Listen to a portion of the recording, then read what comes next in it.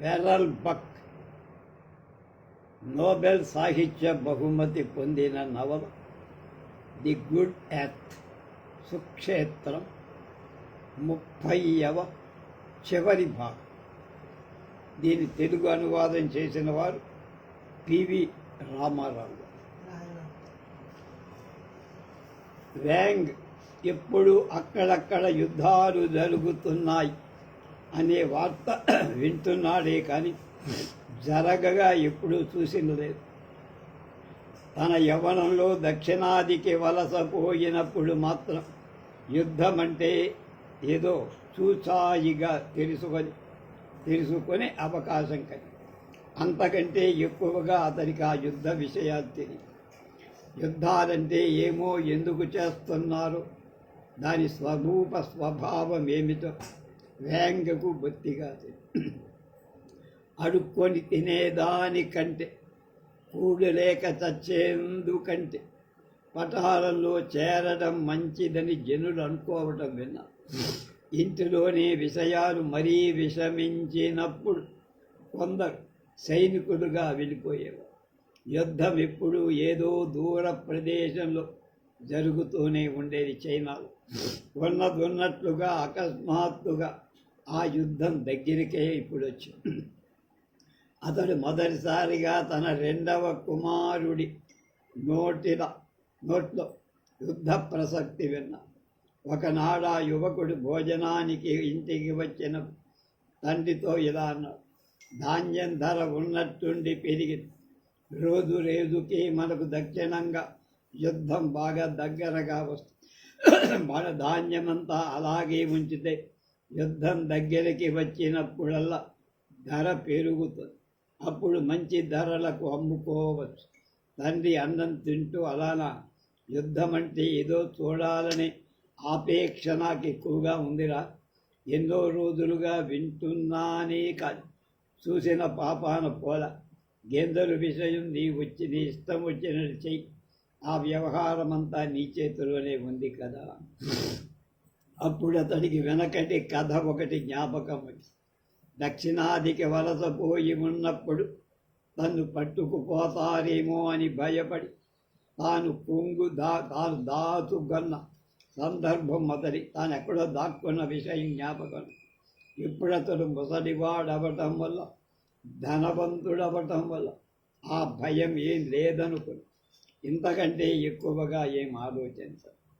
అలా ఉండగే ఒకనాడు వాయువ్య మూల నుంచి మెడతల దండుల ఒక పెద్ద పటాలం వచ్చి వాకిట్లో నిలుచుని తమాషా చూస్తున్న వ్యాంగ్ పెద్ద మనవడు లోపలికి పరిగెత్తి వచ్చి, తాత ఎవరో వస్తున్నారు, చూస్తున్నావా అని.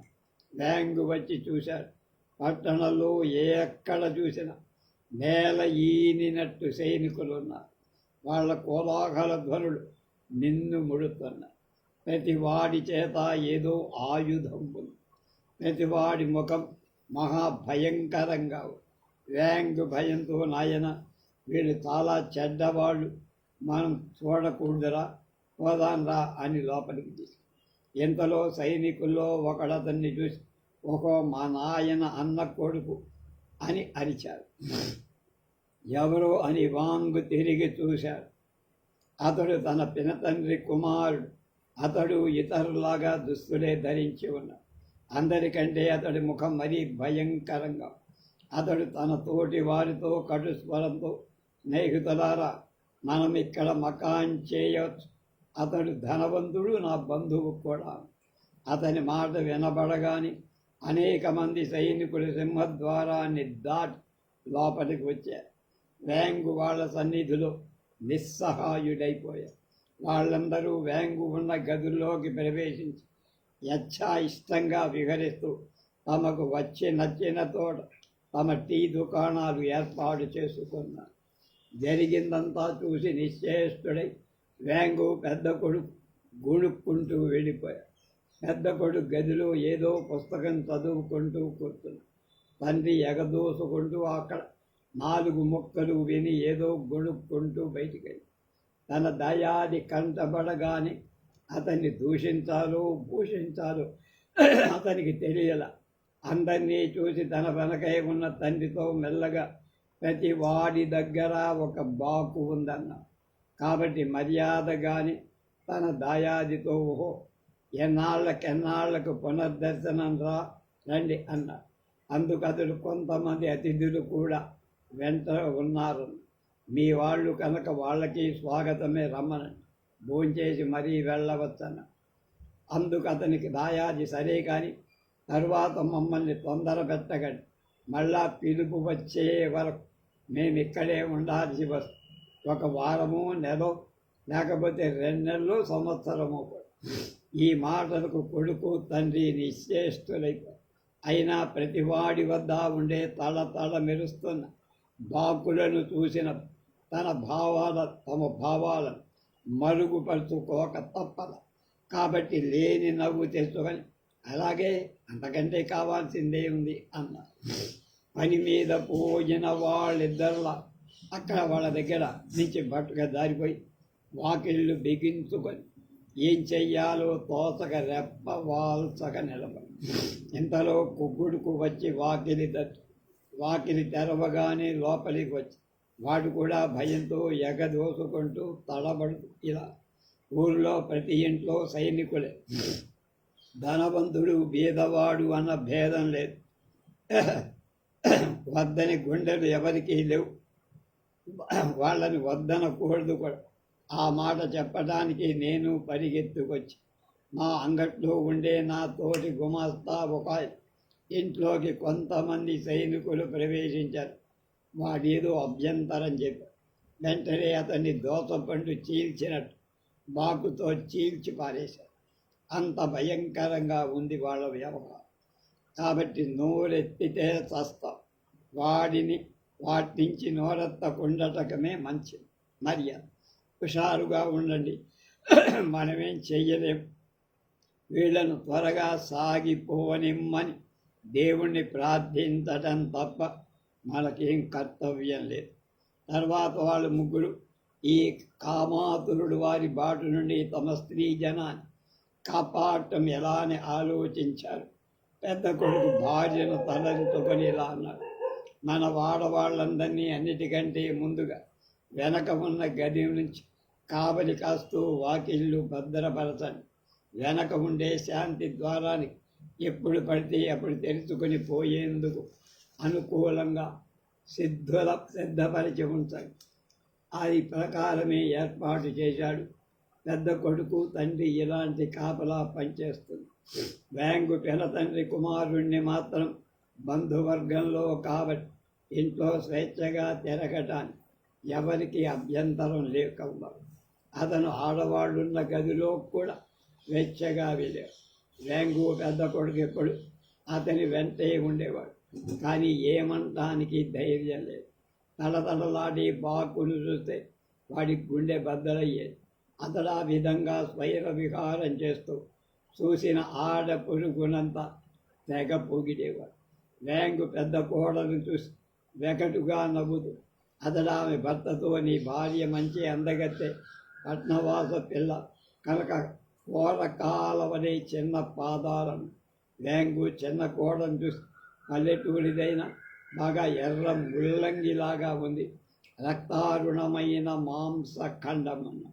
ఆమె మంచి అంగపుష్టి కలిగి ఆకర్షణీయంగా ఉండటం చేత అతడు ఆమెను ఆ విధంగా వర్ణించి అతడు తను చూస్తున్నప్పుడు పెద్ద కోడలు బయటికి వెళ్ళిపోయింది, ఉండలేకపోయింది. రెండవ ఆమె మాటలకు నవ్వుతూ, కొంతమందికి మంచి ఎర్ర ముల్లంగి అన్న ఎర్ర మాంసమన్న బాగా ఇష్టం అన్నది. వెంటనే నేను అలాంటి వాడని అంటూ ఆమె చేతిని గ్రహించే దాకా వెళ్ళాను. వ్యాంగు పెద్ద కొడుకు ఈ సంభాషణ అసహ్యంగా ఉంది. పరపురుషుతో స్త్రీ మాట్లాడటమే తగదని హాస్యోక్తులాడటం మరీ దుస్సాహసంగా కనిపించి అతని భార్య మాత్రం వెంటనే లోపలికి వెళ్ళిపోయి ఇప్పుడు అతని దాయాది అతనితో రుచిలేని వట్టి చేప ముక్కు కంటే ఎప్పటికైనా మాంసఖండమే నాకు మక్కువ ఎక్కువ. తర్వాత లోటసును చూసి మాట్లాడి తన తల్లి దగ్గరికి పోయి ఆమె గురకలు పెట్టి నిద్రిస్తోంది. చేతిలోని తుపాకీ నేలపై కొట్టి నిద్ర లేపారు. ఆమె అతడి కొంత నల్ల మందు ఇవ్వబోయి అతడు వద్దన్నాడు. ఆమె ఆ స్థితిలో ఉండటానికి కారణమేమని అతడు తనకు కూడా అడుగుతాడు అన్న భయంతో వ్యాంగ్ ముందుగానే అతనితో ఎంత తగ్గించుకోమన్నా వింటలేదు. ఆమెకు ఎదురాడలేక ఇవ్వాల్సి వస్తోంది అని అతడి వైపు చూశాడు. అతడేం మాట్లాడకుండా ముందుకు వెళ్ళాడు. ఇంటిలోని వాళ్ళందరినీ ఇతన్ని చూస్తే కలిగినంత అసహ్యం ఏ ఇతర సైనికుడి చూసినా కలగదు. వాళ్ళెంత అల్లరి చేస్తున్నా, ఇల్లంతా చెడగొడుతున్నా నొచ్చుకోల. ఈ దాయాది మాత్రం ఇంట్లో అంతటా విధి నిషేధాలు లేకుండా సంచరిస్తూ బానిసలను బతకనివ్వకుండా ఉండటం చేత కంటి మీద కుడుపు లేకుండా కాలక్షేపం చేస్తుంది. ఈ విషయాన్ని గమనించి కక్కు వ్యాంగుతోంది. మనకిప్పుడు ఒక్కటే మార్గం ఉంది. అతడి దగ్గర ఉన్నంతకాలం వాడికొక బానిసను ఏర్పాటు చేస్తే ఈ బాధ తప్పుతుంది. అందుకు వ్యాంగు అవును, మంచి ఆలోచనే అన్నాడు. కక్కును అతని వద్దకు పంపి ఏ బానిస పైన అతడికి ఇష్టముందో అడిగి రమ్మను. ఆమె పోయి వచ్చి ప్రియబ్లానం అన్నం లేక బాధపడిన క్షామకాలంలో లోటస్ వద్దే ఉండే బానిసను అతడు కోరుతున్నాడని చెప్పి ఆ బానిస పేరు పేర్ బ్లాసం. అన్నం లేక బాధపడుతున్న క్షామకాలంలో లోటస్ కోరగా ఆమెను వ్యాంగ్ తీసుకొచ్చాడు. ఆమె ఇంట్లో తేలికైన పనులు చేస్తూ లోటస్ దగ్గరే ఉంటుంది. ఆ మాట కక్కు చెప్పగా ఆమె చేతిలోని టీ పాత్ర అక్కడే కింద జారబెట్టి ఆ పాత్ర ముక్కలైపోయి ఆమె దాన్ని గమనించల. కింద పడి తల నేల కానించి కొడుతూ, తల్లి నన్ను మాత్రం పంపక, నా ప్రాణం పోతు, అదరంటే నాకు తగని భయం అని వాపోయి. అంతలో లోటస్ ఏమీ అతడి మనిషి, అందరిలాంటి వాడే, లోకాతీతంగా ఏం చేస్తాడే నిన్ను, దీనికింత అఘాయిత్యం ఎందుకు అని అంటూ కక్కు ఆమెను అతనికి అప్పగించరా అని హుకుం జారీ చేసి పీర్ బ్లాసం జాలి పుట్టేట్టు ఏడుస్తూ వద్దు వద్దు అని అక్కడున్న వాళ్ళకందరికి చేతులు ఎత్తి ముక్కింది. ఆమె అపాద మస్తకం వడికిపోయి అక్కడున్న వాళ్ళెవరూ మాట్లాడరు. ఆ మాత్రం ధైర్యం ఎవరికీ లేదు. వ్యాంగ్ మనసు మాత్రం చలి. లోటస్కు కోపం వస్తుందన్న భయమున్న స్వాభావికంగా దయార్ద్ర హృదయుడు కావటం చేత జాలికని ఆ బాలిక అతడి వైపు దీనాతి దీనంగా చూస్తూ ఎక్కిళ్ళు పెట్టి ఏడుస్తూ ఆమె కోమల శరీరాన్ని అతని చిన్నాయన కొడుకు మొరటు దానాన్ని తలుచుకున్నది. వ్యాంగుకు ఆమె మీద మరీ వాత్సల్యం పెరిగింది. కొక్కుని చూసి సౌమ్యంగా, పాపం ఇష్టం లేని ఈ బాలికని ఈ విధంగా బలవంతం పెట్టడం అన్యాయం అని వెంటనే లోటస్ మహా తీవ్రంగా చెప్పిన పని చేసి తీరాల్సిందే. అది వట్టి పనికి మాలిన తనమని నా అభిప్రాయం. ఆడవాళ్ళందరికీ సహజమైన ఈ చిన్న విషయాన్ని ఆమెకి ఇంత గోల చేయడం ఎందుకో నాకేం పూర్తిగా అర్థం కావటం లేదని అతని కడ్డు చెబితే తన కోరికలిక నెరవేరుతాయేమోనని లోటస్ ఏం మాట్లాడాల. వ్యాంగు కక్కుతో అన్నాడు, పిల్లకు చాలా చెడ్డ రోగం ఉందని చెప్పు. వాడు భయపడి వద్దంటే ఆరోగ్యంగా ఉండే మంచి బానిసను ఇంకొకతను పంపగలమని కూడా చెప్పు అంటూ అక్కడున్న బానిసలందరి వైపు సాభిప్రాయంగా చూసి అందరూ సిగ్గుతో తల వంచుకో. అందులో ఒకత మాత్రం లావుగా పుష్టిగా సుమారు 20 ఏళ్ల వయసు. సరే, ఈ విషయం చాలనుకుంటున్నారే, చూస్తాను, నేను ప్రయత్నించి చూస్తానంది. అతడి ఇష్టపడితే అతడంత భయంకరుడు కాడని నా తలంపు. వ్యాంగు సంతోషించి పొమ్మన్నాడు. కక్కు అయితే నా వెంటరా, చిక్కిందే చాలు లెమ్మని చేదిక్కిన దాన్ని పోనివ్వడులే అన్నది. వాళ్ళిద్దరూ అతడి దగ్గరికి వెళ్ళారు. పీర్ బ్లాసం వ్యాంగ్ పాదాల నువ్వు వదల్ల ఏడ్పు మాత్రం ఆపింది. లోటస్కు మాత్రం ఇంకా కోపం చల్ల. ఆమె అక్కడి నుంచి లేచి వెళ్ళిపోయి. ఇప్పుడు ఆమెను అతడు లేపి ఓదార్చి ఆమె లేచి ఎదుట నుంచి. ఆమె ముఖం అందంగా ఉంది, శరీరం ఆర్ధవంగా ఉంది. ఆమెను చూసి చాలా దయతో, నీ యజమానురాలి కోపం తగ్గే వరకు ఆమె కంటికి కనపడ, నా దాయాది ఎప్పుడైనా వస్తే దాక్కో, లేకపోతే మళ్ళీ నిన్ను కోరచ్చు అన్నాడు. వ్యాంగు దయాది సుమారు నెలన్నర అక్కడున్నాడు. ఎంతలో అతని బానిసకు నెల తప్పి దాన్ని గురించి ఆమె అందరితో గర్వంగా చెప్పుకుంటాం. యుద్ధం మరి ప్రారంభమైనందువల్ల పిలుపు వచ్చింది. సైనికులంతా బయలుదేరి వెళ్ళిపోయారు. వ్యాంగు దయాది కూడా ప్రయాణమయ్యారు. పోతూ అతడు హాస్యంగా అందరితో ఇలా అన్నాడు, నేను మళ్ళీ రాకపోయిన నా బదులు మా అమ్మకు మనుమణ్ణి విడిచిపోతున్నా. ఇంత కొద్ది కాలంలోనే అంత పని చేయగలిగిన వాళ్ళు ఉండరు. సైనిక జీవితంలోని లాభాలలో ఇదొక్కటి. అతడు విత్తు వేసిపోతే ఆ మొక్కను ఇతరులే పెంచాల్సి వస్తుంది అంటూ తన దారి తాను పోయి. 32వ భాగం. సైనికులందరూ వెళ్ళాక వ్యాంగు వాళ్ళు పాడు చేసిపోయిన గోడలు, కుర్చీలు, బల్లలు, ఇతర సామాన్లు బాగు చేయించుకున్నారు. కొడుకులు యథాపూర్వకంగా తమ గదుల్లో చేరారు. వ్యాంగు దాయాది సంపర్కంచే గర్భిణి అయిన బానిసలు వ్యాంగు తన పినతల్లి శుశ్రూష కొరకు ఏర్పాటు చేశారు. ఆమె చచ్చే వరకు ఆమెను చూసుకునే బాధ్యత ఆమెదే. తర్వాత ఇష్టం ఉంటే ఆ గదిలోనే ఆమె ఉండటానికి కూడా అనుమతి ఇచ్చారు. ఆ బానిసకు అదృష్టవశాత్ ఆడపిల్ల కలగటం చేత ఆమెకు ఎలాంటి హక్కులు ఏర్పడే అవకాశం లేకుండా పోయి. వ్యాంగు ఆమె మీద దయతో డబ్బివ్వపోగా ఆమె అతనితో ఇలా, దయచేసి మీ వద్దే ఆ డబ్బు ఉంచుకోండి. మీరు శ్రమ అనుకోకపోతే ఒక మంచి రైతుకో లేదా బీదవాడికో ఈ డబ్బు కట్నంగా ఇచ్చి నాకు పెళ్లి చేయండి, నీకు పుణ్యం ఉంటుంది. పురుష సాంగత్యాన్ని చవి చూసిన నాకు ఒంటరిగా పడుకోవాలంటే నిద్ర పట్టదు.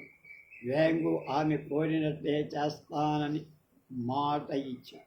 ఆ సందర్భంలో అతని తన పూర్వ చరిత్ర జ్ఞాపకానికి వచ్చి తాను బీదవాడై ఒలాన్ కోసం ఆ ఇంటికి వచ్చినప్పుడు మాట మనసుకు నచ్చింది. అతడు ఆ బానిసతో, మా పిన్నమ్మ చనిపోగానే నీకు పెళ్లి చేస్తాను అన్నారు. ఒకనాటి ఉదయం ఆ బానిస వ్యాంగుతో, ముసలిది చచ్చింది, శవాన్ని పేటికలో భద్రపరచ, మీ మాట చెల్లించండి. వెంటనే వాంగు మరణానికి కారణభూతుడైన యువకుడిని పిలిపించి మునుపు వ్యాంగుల వద్ద యజమానురాలు తనకు ఓలాను అప్పచెప్పినప్పుడు కూర్చొని ఉన్నత పీఠం మీద కూర్చొని ఇలా, ఇదిగో ఈ బానిసను నీకు ఇస్తున్నా. ఈ రోజు నుండి ఈమె నీ ఆధీనం. మా పినతండ్రి కుమారుడు తప్ప ఆమెనెవరూ తాకలేదు అని అతడికి అప్పచెప్పి ఆ యువకుడు కృతజ్ఞతతో ఆమెను స్వీకరించి, బీదవాడు కాబట్టి అదే 10,000 అనుకున్నాడు. పీఠాన్ని దిగి వచ్చి వాంగ్ తన జీవితంలో తాననుకున్నవన్నీ చేయగలిగినందు తృప్తిపడ్డాడు. అయితే ఈ సంఘటనలన్నీ ఎలా సంభవించాయో అతనికి ఏం తెలియదు. అతని ఇప్పుడే 67, ఉత్తర పౌత్రులతో ఇల్లు తామర తంపరగా ఉంది. కాబట్టి ఏ ఆలోచన లేకుండా ప్రశాంతంగా కాలం వెళ్ళబుచ్చాలనుకుని 3వ కొడుకు పెళ్లి ఒకటి చేస్తే తాను ధన్యుడు. అయినా అతని జీవితానికి శాంతి ఎందుకో దొరకదు. ఇంతవరకు అతని కోడళ్ళు ఉద్దికతో ఉన్నారు. కానీ సైనికులందరూ వెళ్ళిపోయాక తర్వాత తోడి కోడళ్ల మధ్య తగువులు ఏర్పడ్డాయి. అభిప్రాయ భేదాలు, ప్రతిస్పర్ధలు ఎక్కువై ప్రతి ఆమె తన బిడ్డల పరంగా పూనుకొని మాట్లాడటం చేత ఒకరినొకరు నిందించుకునే దాకా రాను రాను ఈ గదిలో కాకి ఆ గదిలో వాళ్ళలేని పరిస్థితి. అన్నదమ్ముల్లో కూడా మనస్తాపానికి అంకురాలు వచ్చాయి. పెద్దదైన పెద్దవానికి పేరు ప్రతిష్టల మీద ధ్యాస ఎక్కువ, సొంత డబ్బా ఎక్కువ. తన భార్య దృష్టిలో తమ కుటుంబ ఔన్నత్యానికి లోపం లేకుండా జీవించాలని ఆదుర్ద అతనికి ఎక్కువ. లేకపోతే తన భార్య తన్ను హీనంగా, అలక్ష్యంగా, పురుగుని చూసినట్టు చూస్తుందని అని. చిన్నవాడికి అదేం అవసరంలా, అతనికి పైసాయే పరమాత్మ. అందగారి ఆడంబరం వల్ల ఉన్న ఆ కాస్త తరిగిపోతుందనే భయం, ఆదుర్ద. డబ్బు వ్యవహారమంతా వాడి చేతుల మీదుగా జరుగుతున్నందువల్ల ఆస్తిపాస్తుల అంతులన్నీ వాడికి బాగా తెలుసు. డబ్బుకంతా అధికారి తండ్రి అయిన చిన్నవాడు కోశాధిపతిలాగా, ట్రెజరర్లాగా ఉండటం చేత గుట్టుమట్టులన్నీ బాగా తెలుసు. పెద్దవాడికి విషయాలు ఒక్కటి తెలియవు. అవసరమున్నప్పుడంతా డబ్బే. చిన్న పిల్లవాడికి తండ్రి దగ్గరకు పోయి చేయి చాచడం తప్ప ఇంకోటి తెలియదు. అందువల్ల చిన్నవాడిని చూస్తే పెద్దవాడికి అసూయ. ఆడవాళ్ళు మూతులు విరుచుకోవడం ఎక్కువైన కొద్దీ వీళ్ళ ఆంతరంగిక విభేదాలకు ఎక్కువ దోహదం ఏర్పడింది. ర్యాంకుకు ఎప్పుడూ తుఫానులు చిక్కుకున్న నావలాగా ఉంటుంది. ఇది చాలదన్నట్టు వ్యాంగు స్వవిషయంలో కూడా కొంత ఇబ్బంది కలిగి లోటస్ అతని ఎడల సుముఖంగా లేదు. పేర్ బ్లాసమ్ను అతడు రక్షించినది మొదలు. లోటస్ వ్యాంగు మీద గుర్రుగా. పేర్ బ్లాసం యజమానురాలి అనుగ్రహాన్ని సంపాదించేందుకు తా శాయశక్తులా ప్రయత్నిస్తున్న ఆమెను ప్రసన్నరాలుగా చేసుకోవటం కష్టమై ఆ బాలికను చూస్తే లోటస్కు అసూయ. ఆమె వైపు చూస్తున్నావేమని వ్యాంగుని నిందించే. అంతవరకు వ్యాంగుకు నిజంగా ఆమె విషయమే పట్టల. ప్రేమ వల్ల కాదు, దయ వల్లని ఆమె మీద జారికి. మాటి మాటికి లోటస్ అవ్యాజంగా తన్ను ఎత్తి పడుస్తూ ఉండటం చేత అతడు నిజంగానే ఆమె వైపు చూడటం మొదలుపెట్టి నిజంగా ఆమె అందకత్తెగా కనం. అతనిలో 10 ఏళ్లుగా అణగారిపోయిన మదనాగ్ని మళ్ళా ఒక్కసారిగా రగులుకొని అతని రక్తం వేడెక్కి. అన్ని విషయాల్లో లోటస్ అమాయికే అయిన పురుషుల కామ వ్యవహార రహస్య తెలుసుకోవటంలో మాత్రం అందివేసిన చెయ్యి. ప్రాయం ఉడిగేందుకు ముందు మగవాళ్లలో ఒక్కసారి అల్పకాలమే అయిన యవ్వన ఉద్రేకత కలుగుతుంది అనే విషయం ఆమెకు తెలుసు. కాబట్టి ఆమెకు వ్యాంగు మీద కోపం. పీర్ బ్లాసమ్ను పడుపు గృహానికి అమ్మ చూస్తూ ఉంది. ఆమె కక్కు మొసలిదై పని పాటలంతా ఉపయోగపడుతుందా ఉంది. కాబట్టి పీర్ బ్లాసమ్ని పట్టుకొని వేగడం ఆమెకు తప్పనిసరై. ఎప్పుడూ రుసరుసలాడటం, మాటలాడటం ఆమెకి ఈ మధ్య అలవాటైపోయింది. వ్యాంగు ఈ కారణాన ఆమె వద్దకు పోవటం మానుకొని కోపం చల్లారే వరకు పోదలుచుకోవాలి. అతడి మనసు అతనికి ఏకం తెలియకుండానే పీర్ బ్లాసం వైపు పడి ఇంటిలోని ఆడవాళ్లతోనే పడలేక చస్తుంటే ఉన్నదానికి తోడు మనోవ్యాకులత అతని 3వ కొడుకు కూడా కారణమయ్యింది. ఆ బాలుడు ఎప్పుడు ఏదో చదువుకుంటూ కాలక్షేపం చేస్తున్నందువల్ల అతడి గురించి తండ్రి ఎప్పుడు ఆలోచించరు. సైనికులు వాళ్ళ ఇంట్లో బస చేసినప్పుడు అతనికి వాళ్ళతో పరిచయం ఏర్పడి గొప్ప మార్పు వచ్చింది. అతడు ఈ సిపాయిల అనుభవాలన్నీ విన్నాడు. విషయాలు ఆకర్షింపబడ్డాడు. ఉపాధ్యాయుని అడిగి యుద్ధ ప్రసక్తి ఉండే అనేక పుస్తకాలు తెప్పించుకొని చదివాడు. అతనికి ఎన్నో వింత వింత భావాలు కలిగాయి. ఒకనాడు తండ్రి దగ్గరికి వెళ్ళి నేనేం చెయ్యాలో నిర్ణయించుకున్న, సైన్యంలో చేరి యుద్ధానికి పోతాను. ఆ మాటలు విన్నప్పుడు వ్యాంగు అమితమైన ఆశ్చర్యం కలిగి ఆ ప్రయత్నం నుంచి కొడుకుని విరమింపచేసేందుకై సౌమ్యంగా ఇలా నాయన, మన అంతస్తుకి ఉద్యోగం తగింది కాదు. ముసలితనంలో పుత్ర వియోగాన్ని నేను భరించగలనా? నీకిష్టమైన చోటికి చదువుకోవాలని వెళ్ళాలంటే నేను పంపిస్తా. బాలుడు తన మాట వినల. నేను యుద్ధానికి పోక తప్పదు. ఎందుకు అయ్యా, ఎందుకు ఈ ఉద్యోగాన్ని నీవు గుర్తించావు? నీ ముసలి తండ్రి మాట వినవా? అందుకు ఆ బాలుడు, మనమెప్పుడు విననట్టి యుద్ధం జరగబోతుంది, దానిలో పాల్గొనాలని నా అభిలాష. మన భూమి స్వాతంత్రాన్ని పొందాలి. తండ్రికి ఈ మాటలు వింతగా ఉంది. అంతా అర్థమేం కాల. మన భూమి అంతా ఇప్పుడు మన దేశంలో, మన ఆధీనంలో మనది. అంటే మన భూమి అంటే అతని ఉద్దేశంలో చైనా అంతా మనకు దాని మీద సర్వ స్వతంత్రాలు ఉన్నాయి. ఇష్టమున్న వాళ్లకు సాగు చేయవచ్చు. వచ్చే ఆదాయం వల్ల మనమంతా ఇప్పుడు జీవిస్తున్నాం. కాబట్టి ఇంతకంటే ఎక్కువ స్వాతంత్రం అంటే ఎలాంటిదో నాకు తెలియదురా. కొడుకు మెల్లమెల్లగా గొణుగుతున్నాడు. నీకు అర్థం కాదులే, ముసలివాడవయ్యావు, నీకేం తెలుస్తుంది అని. వేంగుకు దిక్కు తోతల. కొడుకు మంచి యవ్వనంలో కసకసలా ఉన్నాడు. బహుశా అతనికి పెళ్లి చేస్తే ఈ పిచ్చి కుదురుతుందేమోనని. నాయనా, నీకు పెళ్లి కూడా త్వరలో చెయ్యాలనుకుంటున్నానురా. అయితే నిజంగా పరిగెత్తిపోతానన్నాడు. మా అన్నలాగా నాకు స్త్రీయే సర్వస్వం అనుకుంటున్నావా అన్న. ఇంతలో తండ్రి, కాదురా, పెళ్లి చేయంలే, మనసుకు వచ్చిన బానిస ఎవరైనా అన్న.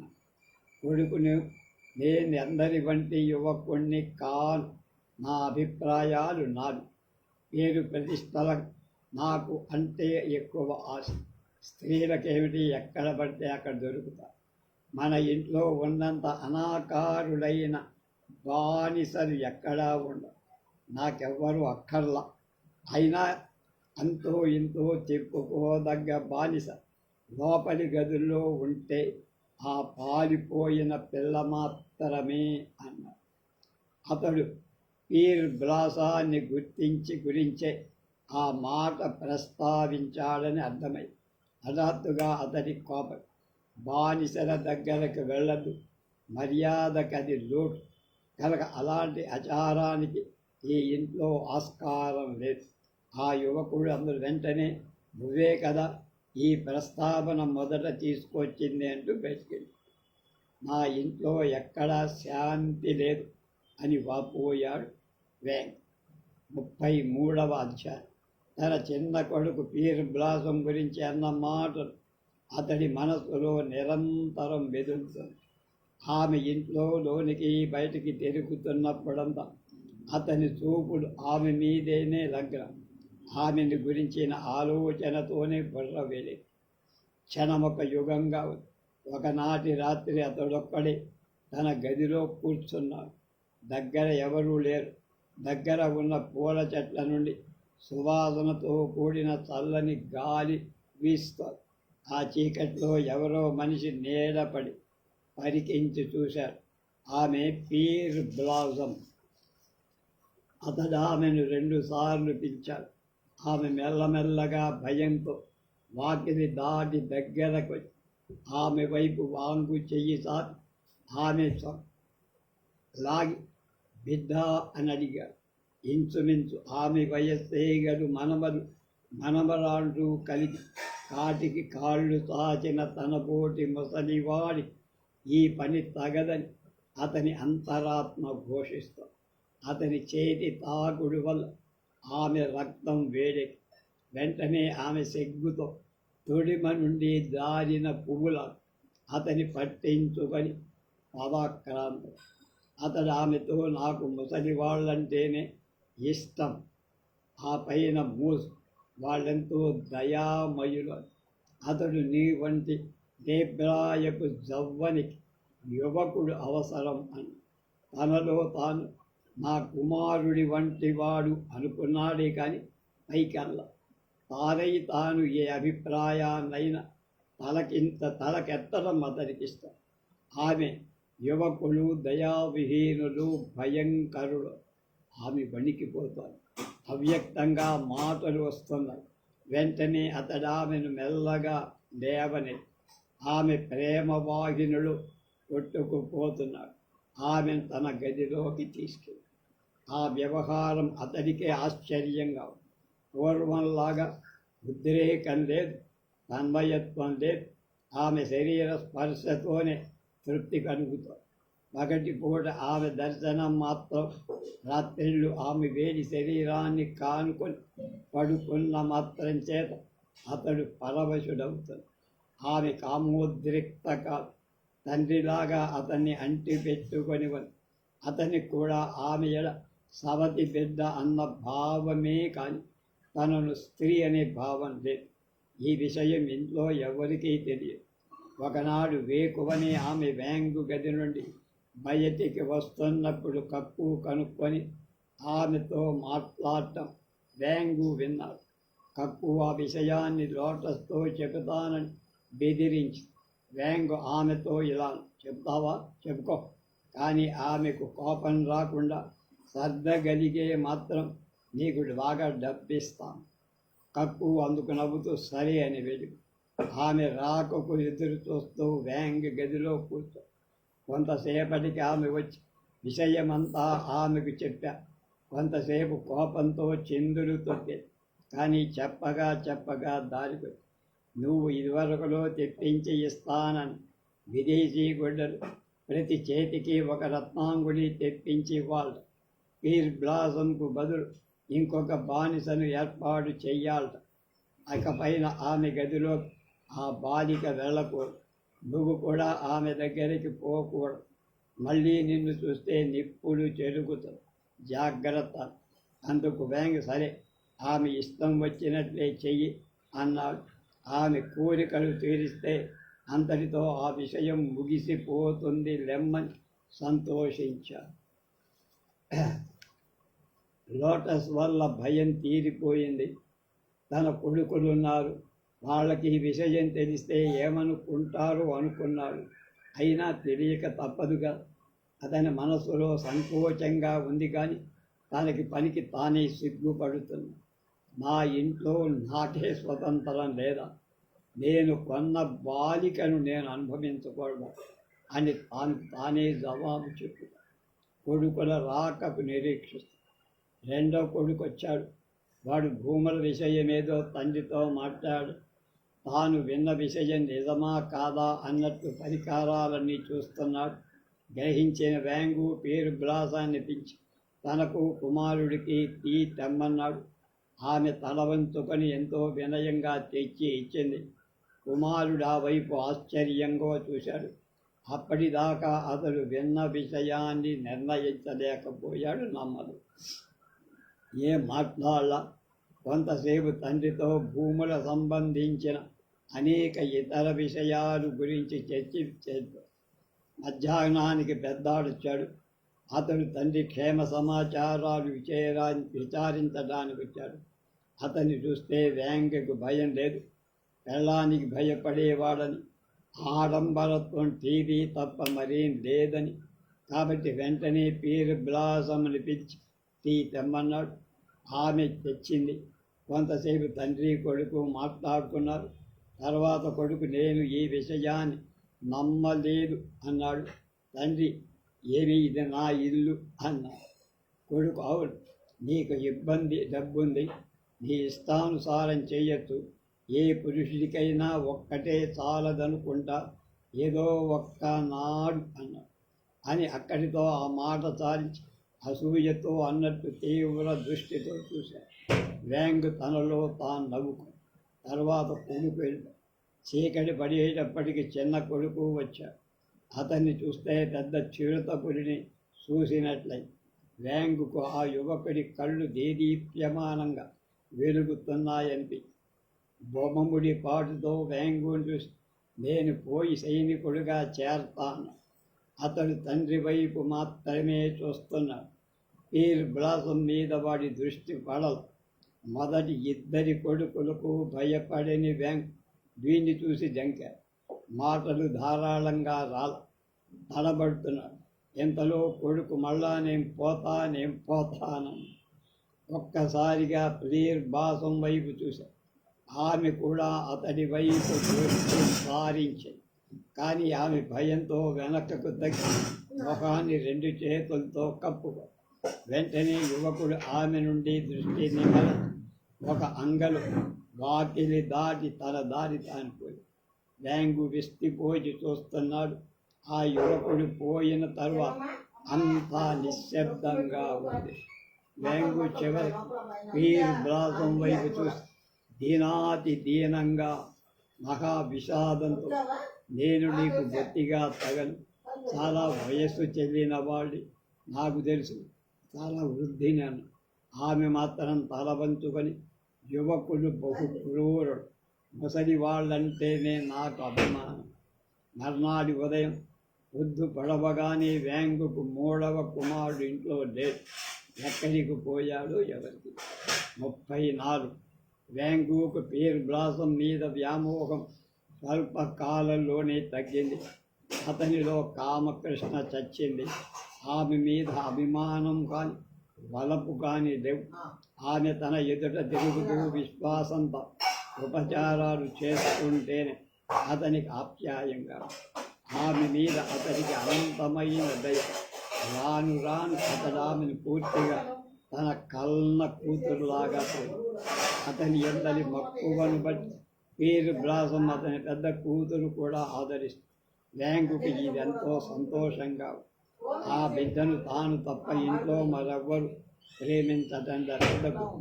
ఆమె విషయం ఎవరికీ కాబట్టి తాను సత్యేమం ఆమె కూడా చస్తే బాగుంటుందనుకుంది. కాబట్టి మందుల అంగడికి పోయి ఏదో పాషాణాన్ని కొని తెచ్చి ఆమె మీద దాన్ని ప్రయోగించటానికి సాహసించలేక ఒకనాడు అతడు పీర్ బ్లాసాన్ని పిలిచి ఇలా, నేను చచ్చిన తరువాత నా పెద్ద కూతుర్ని ఆదరించే వాళ్ళెవరూ ఉండరు. ఆమె ఎంతో కాలం ఇంకా బతికి ఉండొచ్చు. తల్లి ఉన్నంతసేపు ఆమె విషయం ఆమె చూసుకునే. ఆమె తర్వాత నేను చూస్తున్నా. నా తర్వాత ఆమెకు దిక్కుండదు. నా తర్వాత ఈ పట్నంలోని మందులు ఆమెకు ఆహారంగల్లో కలిపి పెట్టి నేనెక్కడ ఉంటే ఆమె కూడా అక్కడే ఉంటుంది.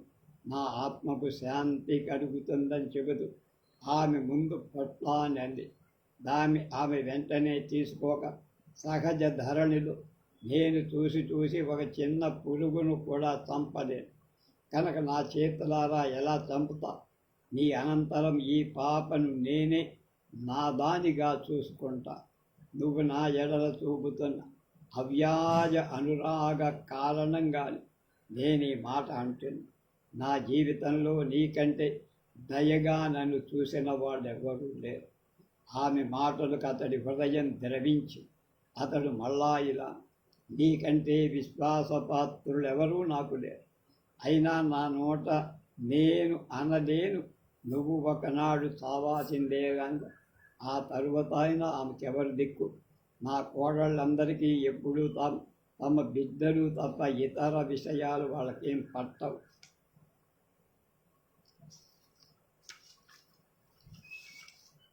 కొడుకులు మగవాళ్ళు కాబట్టి ఈ విషయాలేవి వాళ్ళ బుర్రకు ఎందుకైనా మంచిది. ఈ మందు నీ దగ్గర ఉంచు. అతడి అభిప్రాయం తెలిసిన తర్వాత ఆమె ఆ పొట్టాన్ని తీసి జాగ్రత్త. అంతటితో అతడు కూతురి విషయం నిశ్చింతగా ఉంది. ముసలితనం వచ్చినప్పుడల్లా వ్యాంగ్ తన గదిలోకి ఒంటరిగా ఉంటుంది. అప్పుడప్పుడు పీరు బ్లాసాన్ని చూసి ఆందోళన పడి మనోవృద్ధుడు వంచలన్నీ పోయాయి. ఆమె లేబ్రాయం అనుక్షణం కోరికలు పుట్టే వయసు. తన వల్ల ఆమె ఎంత వేదనకు లోనవుతుందో అని అతడికి. ఈ విషయాన్ని అప్పుడప్పుడు ఆమెతో చెప్పేవాడు. ఆమె మాత్రం యువకుల కంటే నిజాన్ని పురుషులంటేనే తనకు అసహ్యమని. ఆమెకంతటి పురుష ద్వేషం ఎందుకు పుట్టిందో తెలుసుకోవాలని వందు అనుకునేది. ఎంత అడిగినా ఆమె తన వర్తమాన స్థితే మెరుగ్గా ఉందని భావిస్తున్నది అభిప్రాయం చెబుతూ ఉండటం ఆ విషయమే ఇక ప్రస్తావించదా. తండ్రిలాగా అతడిప్పుడు ఎందలో కూర్చొని కాలం గడుపుతున్న అప్పుడప్పుడు ఇతరుల నివసించే గదిలోకి వెళ్ళేవాడు. లోటస్ గదిలో కూడా ఎప్పుడో ఒకసారి పోయేవాడు. ఆమె పీర్ బ్లాసం విషయమై ఎత్తకుండా అతన్ని ఎంతో ఆదరంగా చూశాడు. ఆ అసూయ ఆమెలో అంతరించి ఏదో తిండి గుడ్డ హాయిగా జరిగిపోదు ప్రశాంతంగా తృప్తిగా కాలం వెళ్ళబుచ్చుతో ఎప్పుడూ కక్కుతో ఏదో లోకాభిరామాయణం మాట్లాడుకుంటూ పొద్దు గడిపేది. వేంగు కొడుకుల ఆ గదుల్లోకి పోయినప్పుడు వాళ్ళు కూడా ఎంతో ఆదరాభిమానాలతో చూశారు. ఇప్పుడు అతని మొత్తం 11 మంది మనుమలు, 8 మంది మనవరాళ్ళు. వాళ్ళందరూ అతని చుట్టూ చేరి అతనికి ఎంతో ఆనందాన్ని ఇస్తున్నారు. అందరూ చదువుకుంటున్నారని విని ఉబ్బిపోయారు. ఇంట్లో కోడళ్ళ మధ్య ఎప్పటిలాగా తగువులు ఉన్న పెద్ద కోడలెప్పుడూ మగడితో చాడీలు చెబుతూ తన తండ్రి వైభవాన్ని డంబాలు చెబుతూ వేసట కలిగిస్తూ ఉంటుందని అప్పుడప్పుడు కక్కు ద్వారా విన్నా. ఒకనాడు చిన్న కొడుకు సంగతి ఏమైనా అనుకుంటున్నారా అని కక్కుని అడిగితే ఇంట్లో ఆమెకు తెలియని విషయం ఉండదు కాబట్టి ఆమె ఇలా, అతడు జాబులే వ్రాయడు. అక్కడి నుంచి వచ్చిన వార్తల వల్ల అతడేదో గొప్ప సైనిక ఉద్యోగిగా ఉన్నాడని అర్థమవుతోంది. అక్కడేదో గొప్ప విప్లవం జరుగుతోందని, అందులో అతడు చాలా ముఖ్యుడిగా ఉంటూ గొప్ప స్థితిలో ఉన్నాడని అనుకుంటున్నారు. విప్లవం అంటే ఏమో నాకు తెలియదు, అది కూడా ఒక వ్యాపారమేమో అన్నారు. వినడమే కానీ ఏ విషయం తలకెక్కట్లేదు వ్యాంగు. రోజులు గడిచిన కొద్దీ అతనికి తన భూముల మీద ప్రేమ మాత్రం తగ్గల. భూములు విడిచి వచ్చి పట్టణవాసం చేస్తున్న ధనవంతుడై ఉన్న భూముల మీద మోజు మాత్రం తగ్గల. ఇప్పటికీ అప్పుడప్పుడు తన పొలాల్లోకి ఇంటికి వెళ్ళి కొన్ని రోజులు వండి వచ్చాడు. ఒకప్పుడు అతను పొలంలోని నివాసంలో ఉండగా ఒక సాయంకాలం తన వాళ్ళందరినీ కూర్చిన శ్మశానానికి దగ్గరికి పోయి చూస్తాం జరిగింది. చేతనున్న కట్టెను ఊత గుడుచుకుంటూ అతడు అక్కడ నిల్చున్నాడు. అక్కడ పూడ్చబడిన ప్రతి వాళ్ళను జ్ఞాపకానికి తెచ్చుకొని వెనకటి విషయాలన్నీ అతని కళ్ళకు కట్టినట్టు. మరుసటి వంతు నాదే అనుకుని శ్మశాన భూమిని బాగా పరికించి చూసి తన స్థలాన్ని తానే ఏర్పాటు చేసుకున్నాడు. నిర్ణయించు తన తండ్రి పెనతండ్రులు దిగువ భాగాన చెంగున ఎగువ గోలాను, దాని దగ్గర తన స్థలం ఏర్పాటు. ఆ ప్రదేశాన్ని రెప్పవాల్చ కొంతసేపు చూసి స్వక్షేత్రంలో శాశ్వతంగా తాను లీనమవుతున్నట్లు భావి ఇంకా నా పీఠిక సిద్ధపరచుకోవాలని ఇంటికి పోగానే పెద్ద కొడుకుని పిలిచి, నాయన నేను మాట చెప్తాను, చెప్పు నాన్న అన్నాడు వాడు. హఠాత్తుగా తాను చెప్పదలుచుకున్న విషయం మర్చిపోయి వెంటనే పీర్ బ్లాసాని పిలిచి, బిడ్డ నేను చెప్పదలిసిన విషయం ఏమిటి? ఈరోజు ఎక్కడికి వెళ్ళారు మీరు? పొలాల వైపు. ఆ పొలం ఏ వైపు పోయారు? ఆ ప్రశ్నతో అప్పటికది జ్ఞాపకం వచ్చి వెంటనే కొడుకుతో, ఇప్పుడు జ్ఞాపకం వచ్చిందిరా, నేను చచ్చిన తరువాత నా శవాన్ని ఎక్కడ పూడ్చాలో స్థల నిర్ణయం చేసుకొని వచ్చా. మా తండ్రికి పెనతండ్రికి దిగువ, మీ తల్లికి పైభాగాన్ని చింగుకు పక్కన నన్ను పూడ్చండి. నేను చచ్చేందుకు ముందుగా నా శవపేటికను కూడా చూడాలని కోరుకుంటున్నాను. కొడుకు ఆ మాటలు అనుకున్నాయన, నీవు చెప్పినట్టే మేమంతా నడుస్తాం. ఎక్కువ కాలం మన్నినగల సువాసనగల గట్టి కర్రతో చేయబడ మంచి శవపేటి దాని శవ కొడుకు తెచ్చా. దాన్ని చూడటంతోనే బ్యాంకుకు ఎంతో ఊరటక్కని దాన్ని తన గదిలో ఉంచుకొని రోజు చూస్తున్నాడు. ఉన్నట్టుగా అతని మళ్ళా తన పొలంలోని ఇంటిలోనే నివసించి అక్కడే సావాలి అనే అభిప్రాయం కని తదనుసారంగా కొడుకులు అతన్ని అక్కడికి పంపారు, అంటే సొంత ఊరి. అతని వెంట పెద్ద కూతురు పీర్ బ్లాసం, కొంతమంది పరిచారకులు కూడా వెళ్ళారు. తాను నెలకొన్న కుటుంబానికి పట్టణంలోని తన ఇంటిని వదిలిపెట్టి వ్యాంగులంగ్ మళ్ళా స్వక్షేత్రం స్వగృహానికి వచ్చి నివాసం ఉన్నాడు. అతని జీవితం ఇప్పుడు హాయిగా గడిచిపోయింది. కొడుకులు అతని ఎడల ఎక్కువ ఆదరణ చూపిస్తాడు. రోజంతా లేక కనీసం 2 రోజులకు ఒకసారైనా వచ్చి చూసిపోతున్నాడు. అతని అవసరాలు శ్రద్ధగా గమనిస్తుంది. ఎప్పుడైనా పనుల వల్ల వాడు రాకపోతే అతడు పేరు బ్లాస్ అని ఏమో కొడుకులు ఎవరూ రాలేదు, ఏం పని ఉండి రాలేకపోయారు అని. అందుకని వాళ్ళు నవయవ్వనులు, ఎన్నో వ్యవహారాలు ఉంటాయి.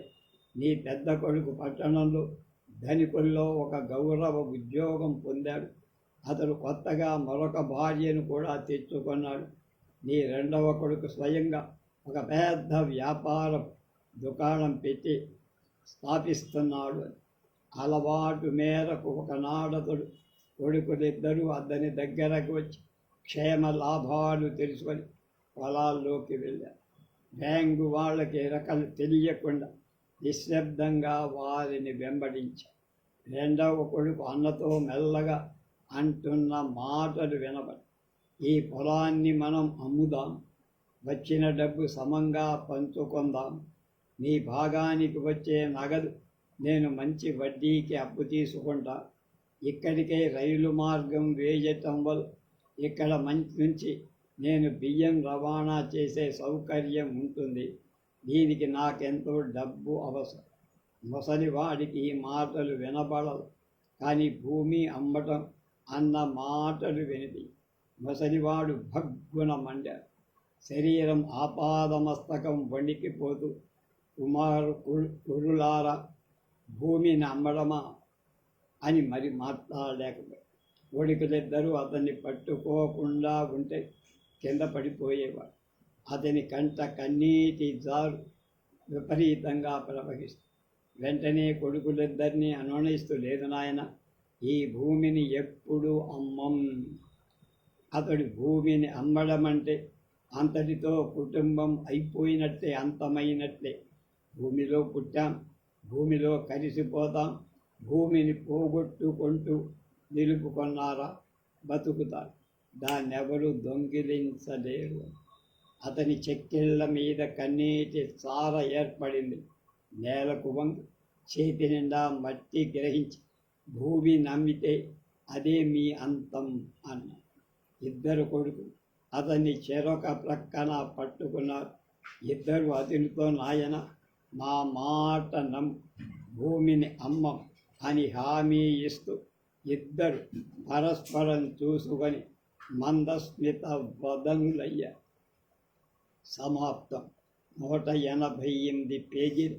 ఈ పెరల్ బక్ రాసిన నోబెల్ సాహిత్య బహుమతి పొందిన ది గుడెత్ నవల ఇవాల్టితో 30వ భాగంతో సమాప్తం.